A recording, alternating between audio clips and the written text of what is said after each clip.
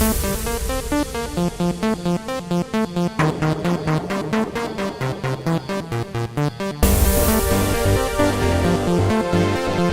me tell you what I love about Hinduism. What I love about Hinduism is that I can be myself. I don't have somebody telling me, this is exactly what you have to believe, this is exactly what you have to do in order to be Hindu. I can pursue the gods that I wish. I can work towards Odin and still be Hindu. I can work towards Kali Ma, which a lot of Hindus think is inauspicious, but I can understand the true meaning of Kali Ma and work towards her as my divine mother and learn more about her and even practice Tantra if I wanted to. And this is considered by many Hindus to be an inauspicious path, but it's still a part of Hinduism. And paths like this, paths that are multiplicitous, whether it be through magic, whether it be through alchemy, whether it be through a whole bunch of other fringe paths, these can still be a part of Hinduism. That's what's so wonderful about Hinduism, is that all of these paths can merge into one community of sharing with each other what we learn along our paths and what we think we know.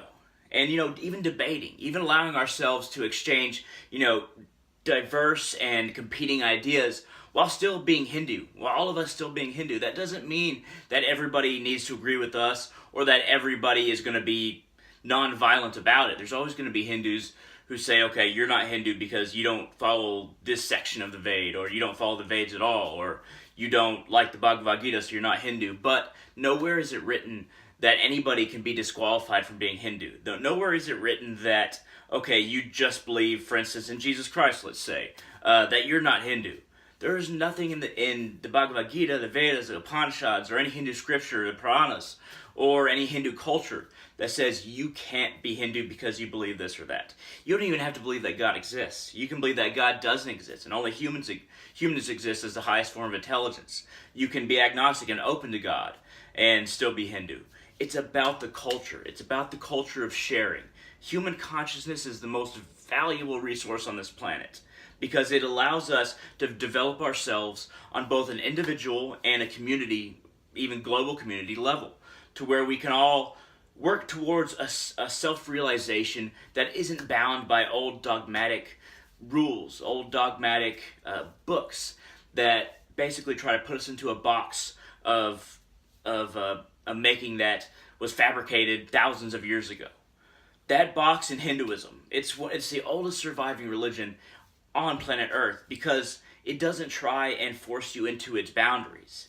It allows you to, it gives you hints. It says, okay, if you continue to be attached to sex or drugs or the ego, if you allow fear to rule how you judge others, how you interact with others, how you view the world, and if you become prideful and greedy, or you try to be gluttonous and just take everything that you want for yourself and not consider what everybody else needs when it comes to food or other things, that you will become more attached and less free. You will be chained by your own making. You will be chained by the actions of the past that you have committed, and this is to teach you that in the future, these are the ways that you should act in order to unchain yourself, because desire and fear do chain us. And it explains this without forcing you to follow it. We just have to realize that desires and fear are what hold us back,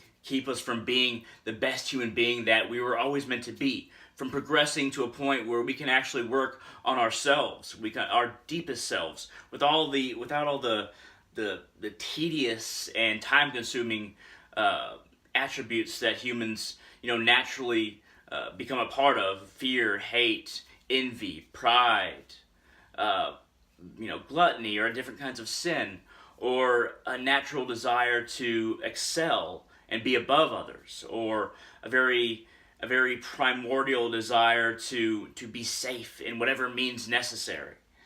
All of these things are animalistic in nature. And in Hinduism, this is explained over and over again. And that we as human beings can choose to rise above our animal nature. That's what makes us special. That's why human consciousness is so important, because we can rise above all of these things that hold us back. And in Hinduism, there are multiple scriptures that tell us how to meditate, tell us the different paths of yoga: Jnana Yoga, Raja Yoga, Karma Yoga, Bhakti Yoga, and all the yogas, Kriya Yoga. And all these are different paths. These are basic yogic paths. I mean, these are very foundational yogic paths in Hinduism. And you can choose any of them, or you can choose all of them. Well, I guess, yeah, you can choose all of them, or just a large percentage of them. It's very hard to practice every single yogic path very well, to become a master in each. But just at the very foundation, there are many paths in Hinduism that lead you towards moksha, enlightenment, leads you towards the source, becoming one with from that which we came. We came from God, and our purpose is to become one with God again. To many Hindus, not all Hindus. It's okay if you don't believe that in Hinduism. You don't have to believe God exists at all.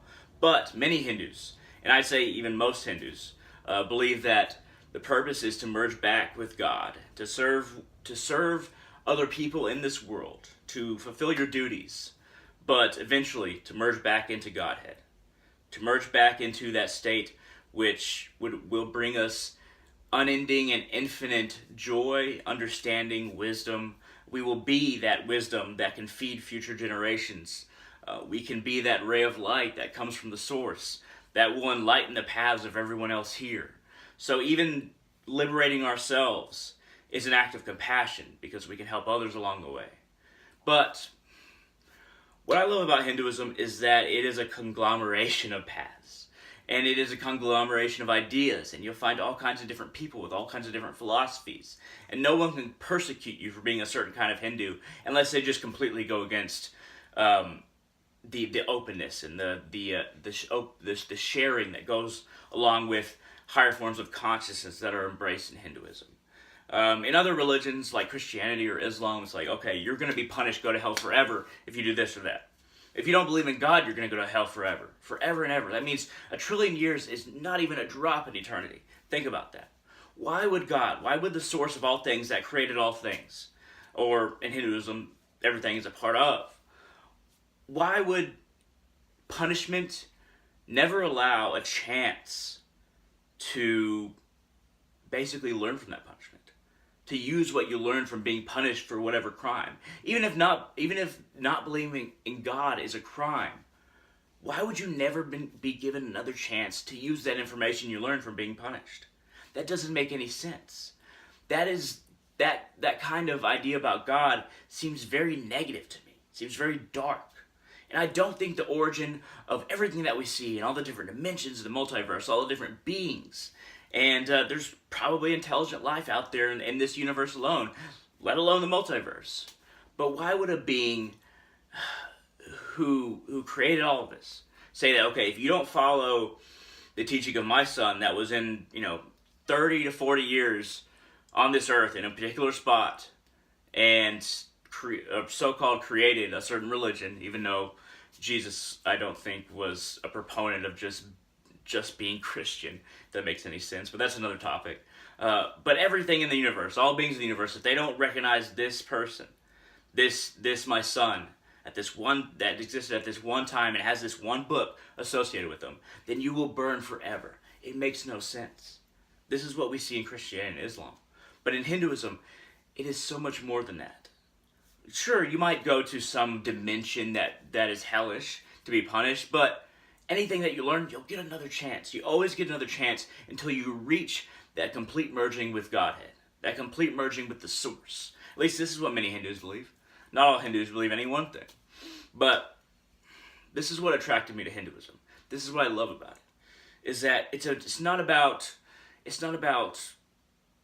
being fearful of God. It's not about trying to follow every single code that is written down and must be followed to every letter. It's about empathy and growth. That's what Dharma is about. That's what the moral fabric of the universe is about. Empathy and growth. Learning to empathize with everything and everyone. And growing because of it. And growing even separate from that. Growing as an individual as you work your way back to tearing off all of these chains of desire and fear and working back to the source. But thank you very much for watching. This has been a video about why I love Hinduism, why I've loved it for years. I've been Hindu for, I'd say, about 4 or 5 years, maybe 6. I haven't really kept count. Being vegetarian is another thing I love about Hinduism. It's been taught by many swamis, Paramahansa Yogananda included, and Kriyananda. Paramahansa Yogananda being part of the lineage that I follow and I'm very close to as far as my beliefs.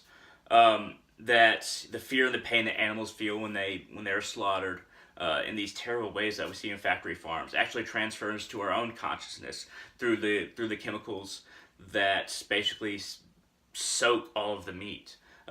Certain chemicals are produced in all over the body, maybe the thyroid, maybe glands in the brain, I'm not exactly sure. But when fear is induced before slaughter, it satiates the meat and it transfers to us. It makes us more hateful, more fearful. So I'd highly recommend vegetarianism at least. Veganism's the best. I haven't become vegan, I'm vegetarian. I've been vegetarian for about 4 years. But I'd highly recommend looking into, Hindu vegetarian ideas. That's another thing I love about Hinduism. But I'm just throwing that in at the end there. And hey, if you have any suggestions for future videos, shoot them down in the comment section below. If you like this video, feel free to hit that thumbs up because it always helps the channel. If you want to agree with me or just make any general comment, or you don't like this video, shoot it down in the comment section below. And I hope to see every single one of you in the future. And I hope to be one with you, far in the future maybe. But we will all be one eventually. Thank you very much.